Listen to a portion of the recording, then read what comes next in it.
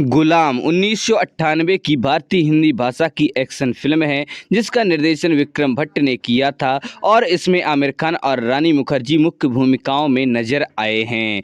गुलाम 19 जून 1998 को रिलीज हुई और बॉक्स ऑफिस पर व्यावसायिक रूप से सफल रही। बात करें अगर इसके बजट और बॉक्स ऑफिस कलेक्शन के बारे में तो इसका बजट 72 मिलियन रुपए का था, जबकि इसने बॉक्स ऑफिस कलेक्शन 242 मिलियन रुपए का किया था। बात करें अगर फिल्म की कहानी के बारे में तो सिद्धार्थ सिद्धू मराठे मुंबई का टपोरी बॉक्सिंग चैंपियन हैं। उनके भाई जय मराठे रौनक रौनी के प्रबंधक और दाहिने हाथ वाले व्यक्ति हैं। सिंह एक पूर्व मुक्केबाजी चैंपियन जो प्रकट रूप से एक ट्रैवल एजेंसी चलाता है, लेकिन वास्तव में लोगों को आतंकित करके और निर्दोष व्यापारियों से पैसे चुराकर स्थानीय समुदाय पर शासन करता है। अपने मुक्केबाजी अभ्यास के अलावा सिद्धू अपेक्षाकृत लक्ष्यहीन और भटकने वाला जीवन जीता है।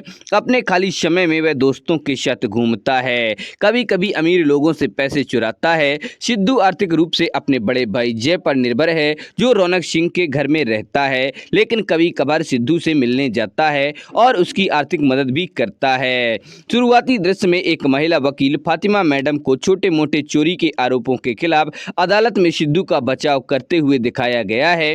वकील जज को एक अनाथ के रूप में उसकी वंचित पृष्ठभूमि के कारण सिद्धू के प्रति उदारता दिखाने के लिए मनाने की कोशिश करता है। जज ने बताया कि सिद्धू के साथ पहले ही 4 बार नरमी बरती जा चुकी है और सिद्धू समेत सभी लोग उसका हंसी मजाक के साथ स्वागत करते हैं। हंगामे में सिद्धू ने रुपए चुरा लिए। उसके वकील के पर्स से 400 रुपए सिद्धू को रिहा कर दिया गया। बाद में जब वह वकील से पूछता है कि उसकी फीस क्या है तो वह उससे रुपए की फीस मांगती है 400, और इस प्रकार वह उस पैसे को छोड़ने के लिए मजबूर हो जाता है जो उसने अभी चुराया है। वकील ने इस जागरूकता का कोई संकेत नहीं दिया कि सिद्धू ने इतनी ही रकम चुराई थी। बाद में दोस्तों के साथ मजाक करते समय सिद्धू तब क्रोधित हो जाता है जब उसके एक दोस्त ने सुझाव दिया कि वकील को अदालत में उसका बचाव करने के बदले में सिद्धू से यौन संबंध प्राप्त हो सकते हैं। कुछ दिनों के बाद रौनक सिंह ने सिद्धू को एक स्थानीय क्रिकेट खिलाड़ी को एक पत्र देने और विरोध करने पर खिलाड़ी की पिटाई करने के लिए काम पर रखा। सिद्धू को नहीं पता कि पत्र में खिलाड़ी को एक निश्चित संख्या में रन बनाने के बाद आउट होने के निर्देश हैं ताकि रौनी शर्त जीत सके। सिद्धू पत्र देता है और क्रिकेट खिलाड़ी को निर्देशों का पालन करने के लिए डराता है। इस प्रक्रिया में खिलाड़ी का बल्ला तोड़ देता है। बाद में लौटते समय वह चार्ली के नेतृत्व में एक मोटरसाइकिल गिरोह के साथ मोटरसाइकिल की गति दौड़ में शामिल हो जाता है जो चलती ट्रेन की ओर दौड़ने के हिम्मत के खेल में बदल जाती है। रात में सिद्धू ने खेल में चार्ली के पिछले रिकॉर्ड को तोड़ दिया। चार्ली फिर से दौड़ने का विकल्प चुनता है, लेकिन ट्रेन की पटरियों पर गिर जाता है और जैसे ही ट्रेन उसके पास आती है ऐसा लगता है कि वह मौत की ओर बढ़ रहा है। सिद्धू ने काफी व्यक्तिगत जोखिम उठाकर चार्ली को बचाया। इस प्रक्रिया में सिद्धू की अलीशा से दोस्ती हो जाती है जो गिरोह का ही हिस्सा है और उनकी दोस्ती प्यार में बदल जाती है। प्रसिद्ध गाना आती का खंडाला इसी अवधि के दौरान स्थित है जब सिद्धू अपने माता पिता के साथ लड़ाई के बाद अलीशा को खुश करने की कोशिश कर रहा है। यह पता चला कि जब सिद्धू एक बच्चा था तब उसने अपने माता पिता की मृत्यु देखी थी, जिसका मानसिक रूप से जीवन भर उस पर प्रभाव पड़ा। सिद्धू रेस्तरां मालिक को थोड़ा पानी देता है और हरी को अपना परिचय देता है और दोनों को रौनी के गलत पक्ष में जाने से बचने का सुझाव देता है। हरी सिद्धांत और स्वाभिमान की बात करते हैं और सिद्धू को उन बातों की याद आती है जो उनके पिता ने उन्हें बहुत पहले बताई थीं। रौनी इस बारे में सुनकर क्रोधित हो जाता है और रेस्तरां मालिक और हरी को तुरंत मारना चाहता है। रौनी अपने गुरुओं को आतंक का तर्क समझाता है। यदि कुछ लोग भी उसकी मांगों को मानना बंद कर देते हैं तो इससे दूसरों में रौनी की मांगों के प्रति विद्रोह पैदा हो जाएगा। रौनी को जिस तरह का सम्मान मिलता है उसके लिए डर जरूरी है और अल्पकालिक लागत लाभ विक्षेपण रौनी के लिए दीर्घकालिक नकारात्मक परिणाम होंगे। हालांकि जय रौनी को जल्दबाजी में कार्रवाई करने से रोकता है। इस प्रक्रिया में यह पता चलता है कि जय और रौनी को एक बड़े निर्माण प्रोजेक्ट का मालिक बनाने के लिए राजनेताओं और सरकारी अधिकारियों को रिश्वत देने की प्रक्रिया में है।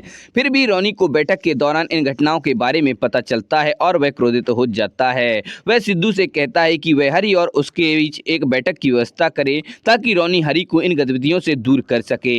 सिद्धू सहमत हो जाता है और हरी को एक पुल पर बुलाता है, इस बहाने से कि उसे खुद हरी से बातें करनी है। हरी सिद्धू से मिलने की उम्मीद में पुल पर पहुंचता है। रोनी अपने आदमियों के साथ आता है, हरी की पिटाई करता है और उसे पुल से नीचे फेंक देता है, जिसके बाद वह चलती ट्रेन के नीचे कुचल जाता है। सिद्धू जय और रोनी पर क्रोधित होता है और रोनी पर शारीरिक हमला करता है, लेकिन रोनी के आदमी उसे नियंत्रित करते हैं और उसे इस तथ्य के कारण जाने की अनुमति दी जाती है कि वह जय का भाई है और वह ही था जो ऐसा करने में कामयाब रहा, अनजाने में रोनी को हरी को मारने में मदद करे। घर लौटते हुए सिद्धू खुद को दर्पण में देखना सहन नहीं कर पाता और दर्पण तोड़ देता है। यह भी पता चला कि हरी अलीशा का भाई था, जिसके बारे में सिद्धू को पता नहीं था क्योंकि वह अलग रह रहा था। फिल्म की शुरुआत में उसका बचाव करने वाली महिला वकील फातिमा मैडम के सामने सिद्धू ने सब कुछ कबूल कर लेता है, लेकिन अपने बड़े भाई जय को फंसाने के डर से अदालत में रोनी के खिलाफ गवाही देने से इनकार कर देता है। वकील उससे गवाही देने के लिए बात करने की कोशिश करता है, लेकिन असफल होता है। वह उसे अलीशा को सच्चाई बताने की चुनौती देता है, जो वह करता है और वे उसके बाद में अलग हो जाते हैं। बाद में एक मुक्केबाजी मैच में, जिसकी तैयारी सिद्धू कई महीनों से कर रहा था, खेल के बीच में सिद्धू को उसके भाई ने मैच फेंकने के लिए कहा, क्योंकि सिद्धू के हारने पर रोनी ने पैसे पर दांव लगाया है। सिद्धू ने गेम फेंक दिया, जिससे दूसरे बॉक्सर ने उसे बेहोश कर दिया। वह अपने भाई पर क्रोधित है और उनके बीच मौखिक टकराव होता है। इस प्रक्रिया में सिद्धू को यह सामना करने के लिए मजबूर होना पड़ता है कि उसके पिता ने यातना के डर से भारतीय स्वतंत्रता आंदोलन में अपने 5 दोस्तों को अंग्रेजों के हाथों धोखा दे दिया था, जिससे वे सभी मारे गए थे। इसके बाद सिद्धू को एहसास होता है कि उसके पिता एक अच्छे इंसान थे, लेकिन हर किसी की तरह कायर थे और उनमें अन्याय से लड़ने की ताकत नहीं थी। फिर भी वह जानता है कि उसके पिता उसमें ये मूल डालना चाहते थे और वह हरी के हत्यारों को न्याय के कटघरे में लाने और उस कार्य को पूरा करने की कसम खाता है, जिसे हरी ने शुरू करने का प्रयास किया था। अगले दिन अदालत में सिद्धू रोनी द्वारा हरी की हत्या के संबंध में अपनी गवाही देता है। अदालत सोमवार तक के लिए स्थगित कर दी गई है। अदालत से बाहर आकर रोनी ने स्थानीय बंद का आदेश दिया और सभी दुकानों को बंद करने के लिए मजबूर किया। उन्होंने सिद्धू के घर को भी तोड़ दिया और उसका सामान सड़क पर फेंक दिया। यह देखकर सिद्धू रोनी के घर तक जाता है और उसे बाहर आकर गुंडों के पीछे छिपने के बजाय अकेले द्वंद्व युद्ध करने की चुनौती देता है। इससे रोनी सहमत हो जाता है और क्षेत्र के सभी लोग देखने के लिए बाहर आ जाते हैं। दोनों मुक्केबाजों के बीच एक लंबा और खूनी मुक्केबाजी मैच चलता है, जिसमें कोई भी हस्तक्षेप नहीं करता है। हालांकि सिद्धू गंभीर रूप से घायल हो गया, फिर भी वह विजयी रहे। जैसे ही स्थानीय लोग रौनक सिंह के लड़ने का साहस रखने वाले एक व्यक्ति को देखते हैं, वे इस संभावना के प्रति जागृत होते हैं कि वे भी उसकी जबरन वसूली की मांगों का विरोध कर सकते हैं। रोनी लड़ाई हार जाता है, लेकिन फिर वह अपने गुर्गों को सिद्धू को मारने का आदेश देता है। स्थानीय लोग, जो रोनी के गुर्गों से कहीं अधिक संख्या में हैं, इस प्रयास को रोकते हैं। साथ में उन्होंने रोनी और उसके गुर्गों की पिटाई की और उन्हें क्षेत्र से भागने के लिए मजबूर कर दिया।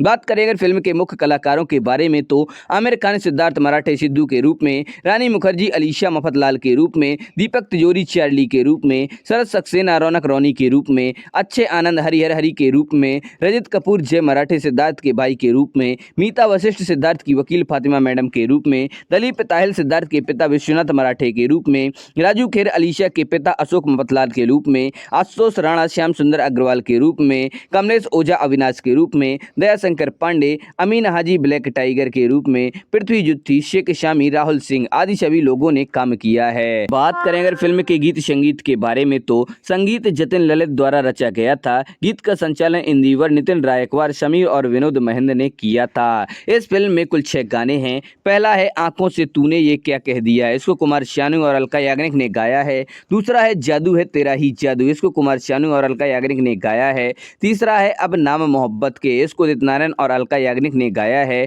चौथा है आती क्या खंडाला, इसको आमिर खान और अलका याग्निक ने गाया है। पांचवा है साथ जो तेरा मिल गया, इसको उदित नारायण और अलका याग्निक ने गाया है। छठवां है तुझको क्या, इसको सुरजीत बिंद्राखिया जो उदित नारायण ने गाया है। तो दोस्तों, आप लोग वीडियो कैसा लगा, पसंद है इसे लाइक करें, अपने दोस्तों के साथ शेयर करें। हमारे चैनल पर पहली बार आए हैं तो हमारे चैनल फैक्ट्स क्रिएटर जी को सब्सक्राइब करें और बेल आइकन भी दबा दें।